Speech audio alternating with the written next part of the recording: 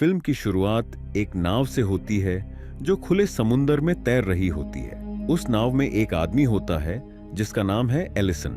Allison कोई आम इंसान नहीं बल्कि अमेरिका की नेवी का सिपाही है, लेकिन फिलहाल वो एक छोटी सी नाव में तैर रहा है क्योंकि जापानी सैनिकों ने उसकी सबमरीन को तबाह कर दिया था। अब ये उसका 7वां दिन है और इतने दिन से वो बस बारिश का पानी पीकर जिंदा है। ऐसे ही भटकते भटकते एलिसन एक छोटे से आइलैंड पर पहुंचता है। 2 झोपड़ियां तो हैं मगर कोई इंसान नहीं। उसे वहां एक चर्च दिखाई देता है और वहीं एक औरत सफेद कपड़ों में झाड़ू लगा रही होती है। पहले तो वो औरत डर जाती है क्योंकि उसे लगता है कि शायद कोई दुश्मन है, मगर जब उसे पता चलता है कि एलिसन एक सैनिक है तो वो उसे चर्च में ले जाती है। उस औरत का नाम होता है एंजेला। एंजेला बताती है कि वो यहाँ जापानी फौज से बचते बचाते आई है क्योंकि उस समय चारों तरफ जंग चल रही थी और जापानी सैनिक चर्च की महिलाओं को पकड़कर एक आइलैंड फिजी भेज रहे थे। एंजेला कहती है कि पहले यहाँ फिजी द्वीप के आदिवासी लोग रहते थे, मगर जापानी सैनिकों के डर से वो लोग यहाँ से चले गए। वो बताती है कि मैं भी यहाँ अकेली नहीं थी, मेरे साथ एक फादर फिलिप भी थे, मगर जापानी सैनिकों ने उन्हें पकड़ लिया और उनकी मौत हो गई। फिर एंजेला एलिसन को वो जगह दिखाती है जहां उसने फादर फिलिप को दफनाया था। एलिसन को उसकी बातें सच लगती हैं क्योंकि वहां सच में एक कब्र होती है। एलिसन एंजेला से पूछता है कि तुम यहाँ अकेली क्यों रही, बाकी सबके साथ फिजी आइलैंड क्यों नहीं चली गई। एंजेला कहती है कि मैं जाना तो चाहती थी लेकिन अकेले जाने की हिम्मत नहीं थी। मैं बस उम्मीद कर रही थी कि कोई अमेरिकी सैनिक आएगा और मुझे यहाँ से बचा लेगा। ये सब सुनकर एलिसन का भी हौसला बढ़ता है। वो वादा करता है कि जब तक मैं यहाँ हूं तुम्हें डरने की कोई जरूरत नहीं, मैं तुम्हें जरूर यहाँ से सही सलामत ले जाऊंगा, मगर फिलहाल खाने की जरूरत है। इसीलिए एलिसन और एंजेला आइलैंड के जंगल में खाना ढूंढने निकलते हैं। एलिसन पेड़ों से नारियल तोड़ता है और कुछ फल भी इकट्ठा करता है। उसका प्लान मछली पकड़ने का भी होता है। इसके लिए वो बांस की लकड़ी काटकर कांटा बनाता है। तभी उसे एक सूअर की आवाज सुनाई देती है। वो देखता है कि आवाज पास की गुफा से आ रही है। सावधानी से गुफा में जाता है मगर सूअर तो दूसरे रास्ते से निकल भागता है। उधर एंजेला समुंदर में एक कछुआ देखती है। वो फौरन एलिसन को बुलाती है। एलिसन समझ जाता है कि ये सुनहरा मौका है। दोनों मिलकर नाव लेकर समुंदर में जाते हैं। एलिसन रस्सी और बांस का टुकड़ा लेकर कछुए को पकड़ने की कोशिश करता है। पहले तो वो कछुए को रस्सी से बांध लेता है, मगर अगले ही पल कछुआ जोर से खींचता है और एलिसन पानी में गिर पड़ता है। एंजेला तैरना नहीं जानती थी तो वो डर जाती है, मगर एलिसन इन सब कामों में माहिर था। कुछ ही मिनटों में वो संभल जाता है। एंजेला उस कछुए को अपनी नाव पर लेकर आ जाती है। फिर दोनों वहीं बैठकर अपने इकट्ठे किए हुए खाने को पकाते हैं और फिर मिलकर खा लेते हैं। पेट भरने के बाद एलिसन एंजेला को अपनी जिंदगी की कहानी सुनाता है। वो कहता है कि उसने अपनी छोटी सी नाव में सैकड़ों मील का सफर तय किया है। वो बचपन से ही अनाथ था और सिर्फ 14 साल की उम्र में उसने मेहनत करके नेवी सोल्जर बनने का सपना देखा था। जब दोनों आसमान में एक जहाज देखते हैं, वो जापानी सेना का प्लेन होता है। ये देखकर दोनों बहुत डर जाते हैं क्योंकि उनके पास कोई हथियार नहीं था। एलिसन फौरन एंजेला को लेकर उस गुफा में चला जाता है जो उसने पहले देखी थी। दोनों वहीं रात गुजारते हैं, लेकिन सुबह एलिसन की नींद एक जोरदार धमाके से खुलती है। यह धमाका जापानी सैनिकों के फाइटर प्लेन से किया गया था। धमाका रुकने के बाद एलिसन धीरे धीरे गुफा से बाहर आता है और देखता है कि उनकी सारी जरूरत की चीजें खत्म हो चुकी हैं। यहां तक कि जो नाव वो बनाकर भागने का सोच रहे थे वो भी तबाह हो चुकी। अब उनके पास न खाना था न ठहरने की कोई जगह। एलिसन बहुत परेशान हो जाता है। अगली सुबह उनकी मुश्किलें और बढ़ जाती हैं जब जापानी सैनिक उस द्वीप पर अपना हेडक्वार्टर बनाने आ जाते हैं। दोनों ये सीन देखकर वापस अपनी गुफा में छुप जाते हैं। एलिसन एंजेला से कहता है कि चुपचाप बैठ जाओ, सांस भी मत लो। थोड़ी देर में सैनिक वहां से चले जाते हैं। तब एंजेला सोचती है कि अब वो खुद को सैनिकों के हवाले कर दे ताकि कम से कम एलिसन की जान बच जाए, मगर एलिसन मना कर देता है और कहता है अगर तुम पकड़ी गई तो वो तुम्हें मार डालेंगे और यहां से नहीं जाएंगे, इसीलिए चुपचाप यहीं रहो। अब दोपहर के 1 बजे थे और अंधेरा होने लगा था। एलिसन मौका देखकर धीरे धीरे गुफा से निकलता है और समुंदर किनारे मछली पकड़ने जाता है क्योंकि उनके पास खाने को कुछ नहीं था। अपनी स्किल्स से वो बड़ी मछली पकड़ लेता है। मगर जैसे ही वो गुफा लौटने वाला होता है तभी एक नाव वहां आ जाती है और कोई टॉर्च लेकर आसपास देखने लगता है। एलिसन समझ जाता है कि ये जापानी सैनिक हैं। वो फौरन पानी में छुप जाता है। इतनी सफाई से छुपता है कि सिपाही उसके पास से भी गुजर जाते हैं मगर उसे देख नहीं पाते।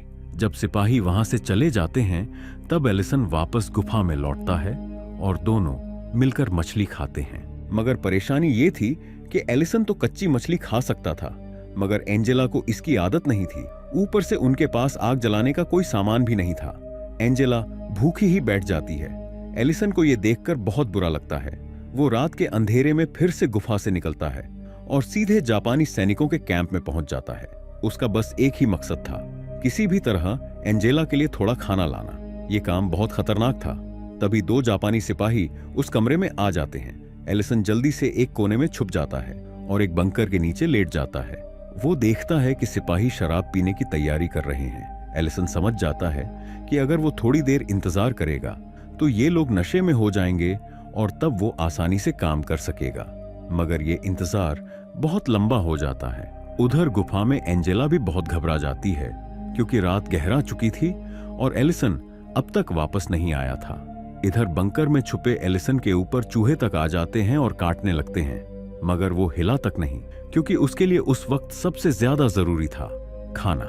इस तरह कई घंटे बीत जाते हैं। वो देखती है कि दोनों जापानी सिपाही अब पूरी तरह नशे में धुत हो चुके हैं। बस इसी मौके का फायदा उठाकर एलिसन धीरे धीरे उस कमरे से निकल जाती है। जैसे ही बाहर आती है वो देखती है कि सुबह हो चुकी है और बाहर कई जापानी सिपाही खड़े हैं। मजबूरी में उसे फिर से छुपना पड़ता है। जब सिपाही अपने काम में लग जाते हैं तो एलिसन तुरंत वहां से भागकर अपनी गुफा में पहुंचती है जहां एंजेला इंतजार कर रही थी। जैसे ही एंजेला एलिसन को जिंदा देखती है उसकी आंखों से खुशी के आंसू निकल पड़ते हैं। वो तो सोच चुकी थी कि एलिसन अब जिंदा नहीं है। एलिसन भी समझ जाता है कि उसने बिना बताए एंजेला को कितना डरा दिया। फिर वो एंजेला को खुश करने के लिए एक फूल देता है। एलिसन उससे पूछता है, क्या तुम कभी ये नन वाली जिंदगी छोड़कर एक आम लड़की की तरह जीने का सोच सकती हो? असल में एलिसन अब एंजेला से प्यार करने लगा था मगर एंजेला साफ साफ कहती है कि अब वो भगवान के रास्ते पर चल चुकी है और अब वो किसी इंसान से प्यार नहीं कर सकती। ये सुनकर एलिसन थोड़ा उदास हो जाता है। तभी बाहर बम गिरने की आवाज आती है। दोनों फौरन गुफा से बाहर निकलकर देखते हैं कि जापानी सिपाही अब इस टापू को छोड़कर जा चुके हैं। ये देखकर दोनों बहुत खुश हो जाते हैं। लेकिन एक दिक्कत थी, उनके पास जाने के लिए कोई नाव नहीं थी। हाँ, अब खाने पीने की दिक्कत नहीं थी क्योंकि जापानी अपने पीछे बहुत सारा सामान छोड़ गए थे। रात को एंजेला जब वो चावल के बोरे में हाथ डालती है तो उसे उसमें एक शराब की बोतल मिलती है। वो बोतल एलिसन को दे देती है। एलिसन बहुत खुश हो जाता है और एंजेला से कहता है कि चलो आज जश्न मनाते हैं, मगर एंजेला मना कर देती है। वो एलिसन को भी मना करती है लेकिन एलिसन उसकी नहीं सुनता और पूरी बोतल अकेले ही पी लेता है। नशे में एलिसन एंजेला को बुरा भला बोलने लगता है और उसे भी जबरदस्ती शराब पिलाने की कोशिश करता है। ये देखकर एंजेला बहुत डर जाती है। वो रात के अंधेरे में और बारिश में भाग जाती है और जंगल में कहीं गिर पड़ती है। ठंड और बारिश की वजह से एंजेला को तेज बुखार हो जाता है। सुबह जब एलिसन का नशा उतरता है तो वो एंजेला को ढूंढने निकलता है और उसे जंगल में बेसुध पड़ा पाता है। वो फौरन उसे वापस गुफा में लाता है। एंजेला कांप रही होती है।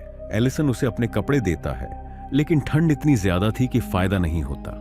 इसी बीच जापानी फौज फिर से टापू पर लौट आती है। एलिसन की चिंता बढ़ जाती है।